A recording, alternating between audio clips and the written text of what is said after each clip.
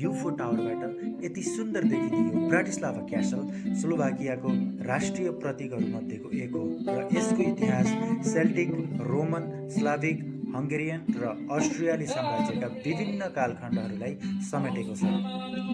सन् 1811 मेमा ठुलो आगलागी भएर मुख्य दरबार र वरपरका धेरै भवनहरू जलेर नष्ट भएको यो ब्राटिस्लाभा क्यासल लगभग 150 वर्षसम्म भग्नावशेषको रूपमा रह्यो।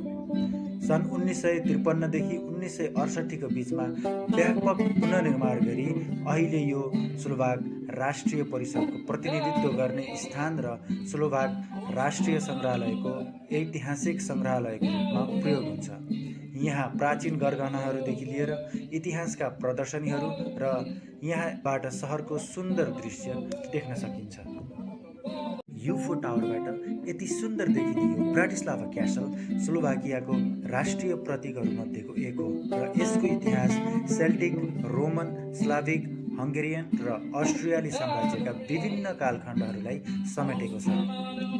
सन् 1811 मेमा ठुलो आगलागी भएर मुख्य दरबार र वरपरका धेरै भवनहरू जलेर नष्ट भएको यो ब्राटिस्लाभा क्यासल लगभग 150 वर्षसम्म भग्नावशेषको रूपमा रह्यो। सन् 1953 देखि 1968 को बीचमा व्यापक पुनर्निर्माण गरी अहिले यो स्लोभाक राष्ट्रिय परिषदको प्रतिनिधित्व गर्ने स्थान र स्लोभाक राष्ट्रिय सङ्ग्रहालयको ऐतिहासिक सङ्ग्रहालयको रूपमा प्रयोग हुन्छ। यहाँ प्राचीन गरगहनाहरूदेखि लिएर इतिहासका प्रदर्शनीहरू र यहाँबाट सहरको सुन्दर दृश्य देख्न सकिन्छ।